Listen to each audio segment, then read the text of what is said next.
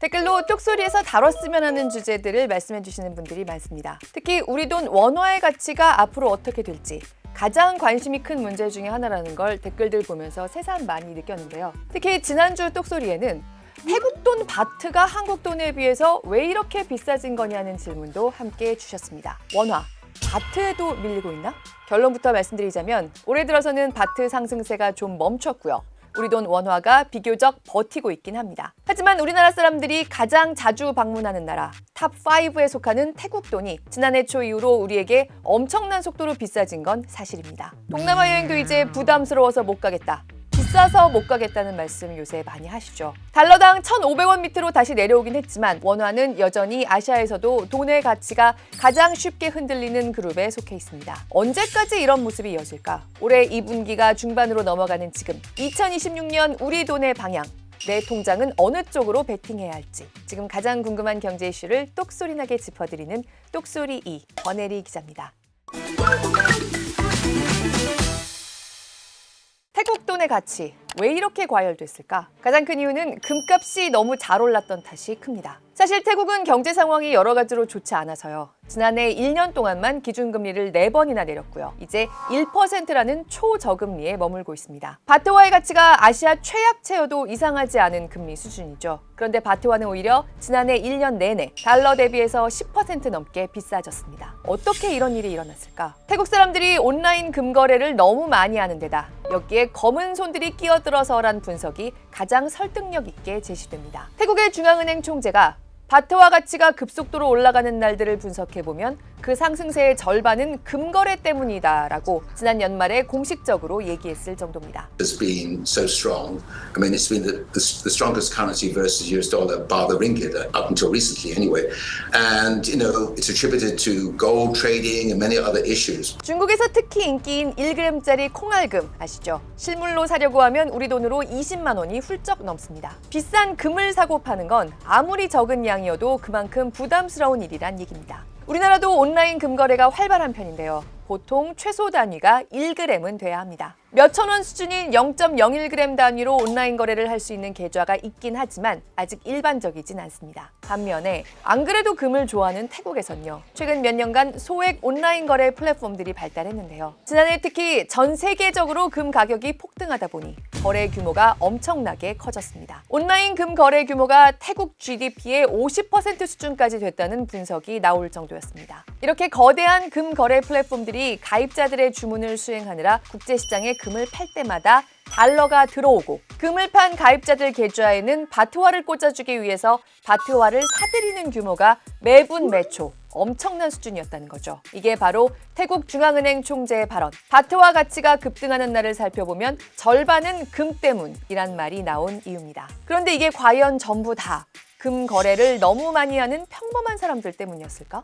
이웃 나라들, 특히 캄보디아에서 금을 이용한 대규모 돈 세탁이 일어나고 있다는 합리적 의심이 계속 제기됐습니다. 범죄 조직이 나쁜 짓을 해서 번 구린 돈을 코인으로, 암호화폐로 저장합니다. 이 코인을 코인 관련 제도가 아직 미비한 태국에서 바트화로 현금화하고요. 그걸로 금을 사서 캄보디아로 다시 들여갔다는 겁니다. 이렇게 하면 애초에 어디서 났던 돈인지 추적이 안 되는 그야말로 감쪽 같은 돈 세탁이 가능했고요. 이 과정에서 바트화 환전 수요가 대규모로 발생하다 보니까 태국 돈의 가치가 이상 급등했다는 거죠. 그 와중에 금값은 계속 올랐으니 범죄 집단에게는 꿩 먹고 알 먹고였겠죠. 부자 나라라고 할 수는 없는 캄보디아가 지난해 태국이 두 번째로 금을 많이 수출하는 나라로 떠올랐습니다. 돈 없는 보통 캄보디아 사람들이 태국 금을 그렇게 많이 사갔던 게 아니라 이런 돈 세탁 수요가 컸다는 지적이 제기됐습니다. 이런 식으로 바트화 환전 수요를 일으키면서 돈 세탁을 했던 인물 중에 한 명이 바로 프린스그룹 천즈 회장이었던 겁니다.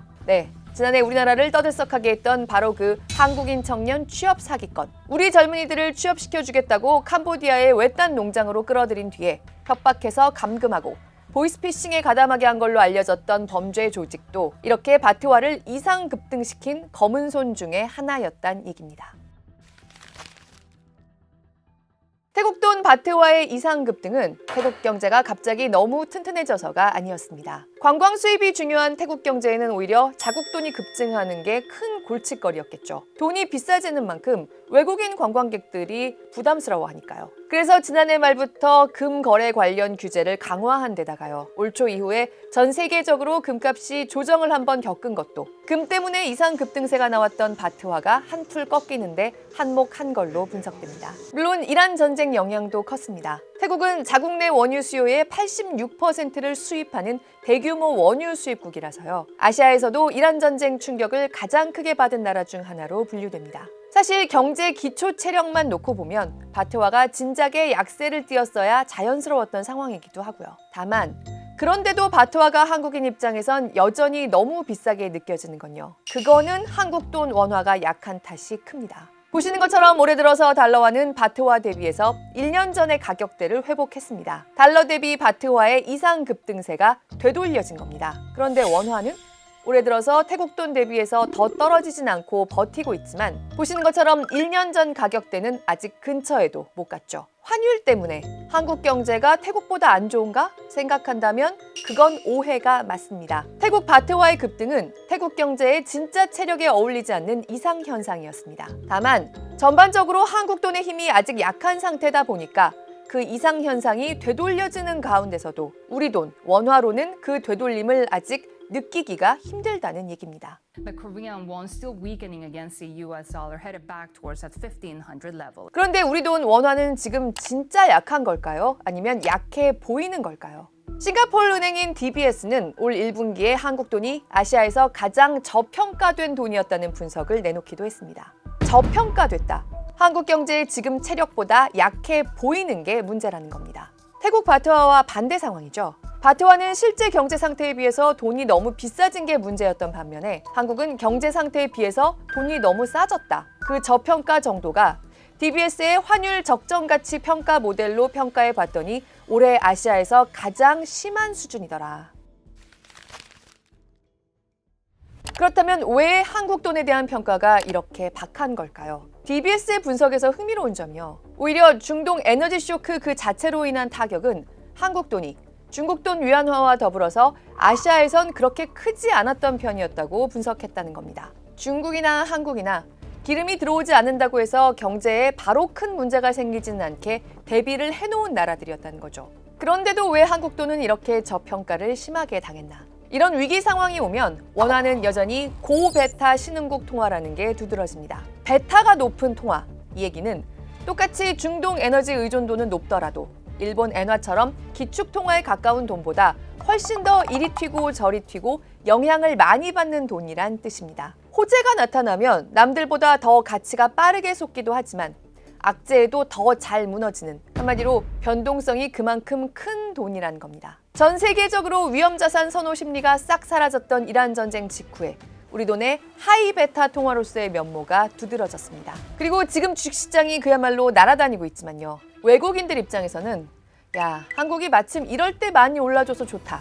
이걸로 지금 안전자산 달러를 채우자. 한국 증시에서 번 돈을 팔아서 달러로 바꿔가는 수요가 원화 가치를 또 짓눌렀습니다. 지난 3월에 외국인이 한국 증시와 채권을 판 돈이 365억 5천만 달러, 당시 환율로 55조 원 넘는 돈을 달러로 바꿔 나갔습니다.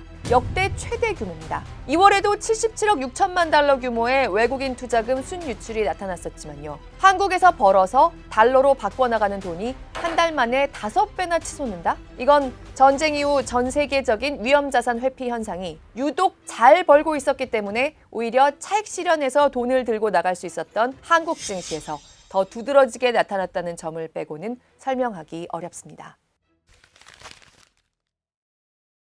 그럼 앞으로는 어떻게 될까요? 지난 1월에 똑소리에서 올해 미국이 한국 돈의 가치가 계속 빠지도록 두진 않을 거란 말씀을 드린 적이 있습니다. 실제로 당시에 스콧 베센트 재무장관이 한국 돈이 경제 상태에 비해서 너무 약세라면서 매우 이례적으로 구두 개입을 했었죠. 올해부터 우리에게서 막대한 직접 투자금을 받아가야 할 미국으로서도 한국 돈의 가치가 너무 낮은 건 반갑지 않거든요. 그리고 석 달 만인 4월 17일에 스콧 베센트와 구윤철 장관이 또 만났습니다. 그리고 이번에도 베센트 장관이 자기 소셜미디어 계정에 한 줄 올립니다. 1월처럼 강한 어조까지는 아니었지만요. 원화의 과도한 변동성이 바람직하지 않다는 데 동의했다. 한마디 덧붙여준 겁니다. 미국도 원화가 이렇게 널뛰는 것, 달러 대비 약세가 너무 튀는 모습이 나오는 건 싫다. 괄호치고 그러니까 미국에 투자 많이 할 수 있는 환경 만드는 데는 도움 주겠다. 괄호 닫고 재확인한 겁니다. 2월 말에 시작된 이란 전쟁은 그 전까지의 모든 거시 전망을 리셋시켰고요. 그 전쟁이 정말 너무하다 싶게 끝나지 않고 있습니다. 하지만 미국이 확실히 이제 전쟁을 빠져나가고 싶어 한다는 인식을 전 세계가 공유하면서 전쟁 리스크에 대한 시장의 민감도는 점점 무뎌지고 있습니다. 이런 상황에서 올해 환율이 이제는 떨어지는 방향으로 움직일 거다. 달러 대비한 원화의 가치가 갑자기 튀어오를 일까지는 없어도 원화의 버티는 힘이 강해질 거다는 쪽으로 대비하는 게 더 유리할 가능성이 큽니다. 중동 전쟁으로 인해서 가장 높았던 원화 약세의 시기는 지나간 것으로 판단이 됩니다. 과잉 수요가 있을 때는 중앙은행이 기준금리를 높여서 경기 둔화와 물가 안정을 맞바꾸는 게 정책적으로 맞는 조합인데 지금은 사람들이 많이 써서 물가가 높아지는 건 아니기 때문에 연준이 최대한 인내할 거다라는 기대가 유가 급등에도 불구하고 달러가 안 강해지고 미국 국채 금리가 안 올라가고 있는 것 같습니다. 우리 돈 원화가 올해 1분기에 가장 저평가됐다고 분석한 DBS는요. 올해 말까지 원달러 환율을 달러당 1,400원까지 내려서 예측했습니다. 한국대신증권은 4월 마지막 주에 1,460원을 내놨습니다. 일단 기록적인 규모로 달러를 바꿔나갔던 외국인들도 4월 말 들어서는 우리 증시로 돌아오는 움직임을 보이고 있습니다. 반도체를 비롯한 우리 주요 수출 기업들이 올해 벌어들인 막대한 외화도 시장에 풀리고 있습니다. 수출 기업들이 벌어온 외화, 이게 정말 우리의 진짜 구명보트죠. 그런데 이렇게 기업들이 벌어오는 돈을 바로바로 외환시장에서 원화로 환전하지 않고 외화 예금으로 쌓는 경우가 많아서 환율이 잘 떨어지지 않는다는 분석도 좀 나왔었는데요. 정부가 기업들에게 그러지 말고 바로바로 환전해달라는 방향의 정책을 펴고 있기도 하지만요. 기업들 입장에서도 1,500원 이상 구간에서는 환전을 하는 게 유리하다고 판단한 걸로 보이는 기미들이 감지됩니다. 기업들의 생산 활동에서 생기는 비용, 국내에서 지불해야 할 원화 결제 대금들을 영원히 미룰 수는 없는데요. 결국 환전을 해야 하는데 1,500원 이상으로 가면 이 정도면 비싸졌다. 지금 환전하자. 이렇게 판단한 모습들이 나타났다는 겁니다. 또 하나, 국민연금의 이른바 뉴 프레임워크가 어떻게 작용할지도 큰 관심거리입니다. 국민연금은 우리나라 국고의 외환 보유액을 뛰어넘는 해외 투자 자산을 가진 엄청난 큰손이죠. 그런데 이 국민연금이 해외에 투자하기 위해 달러 환전하는 걸 어떻게 좀 줄일 수는 없나? 여기서 이 뉴 프레임워크라는 정책이 고안됐습니다. 무슨 소리냐? 연금은 국민의 노후 보장을 위해서 돈을 잘 버는 데만 집중해야지. 지금 환율 잡겠다고 수익률을 떨어뜨릴 위험도 감수하겠다는 거냐? 라는 비판과 그렇다고 지금 구조적으로 올라가서 내려올 생각을 하지 않는 환율을 내버려 두면 그게 우리 국민들의 노후에 진짜로 보탬이 되겠냐는 주장이 팽팽히 맞섰는데요. 4월 중순에 마침내 이 두 주장 사이에 절충안이 나왔습니다. 일부 외화채를 발행해서 달러를 조달한다. 그러니까 원화를 달러로 환전하는 게 아니라 그냥 밖에서 달러를 빌려와서 그 돈으로 해외 투자한다. 채권자들에게 이자는 좀 나가겠지만요. 마지막으로 우리 환율이 일정 이상 올라가면 국민연금이 실시하는 환해지 그 비중을 지금의 10%에서 15%로 올린다. 최대 20%까지도 할 수 있다. 이런 내용의 국민연금 운용책이 새로 도입되는 겁니다. 사실 이 뉴 프레임워크의 효과가 얼마나 클지 또 연금의 수익률에는 장기적으로 어떤 영향을 미칠지 앞으로 지켜봐야 하지만요. 일단 우리 원화 가치에 대한 안전판이 하나 더 늘어난 것만은 분명하기 때문에 더더욱 올해 환율이 여기서 더 치솟는 쪽에 베팅하는 건 나에게 불리한 선택이 될 수 있습니다. 올해 내내 우리 돈 원화를 둘러싼 환율 상황, 똑소리 2에서 긴밀하게 함께 짚어보겠습니다.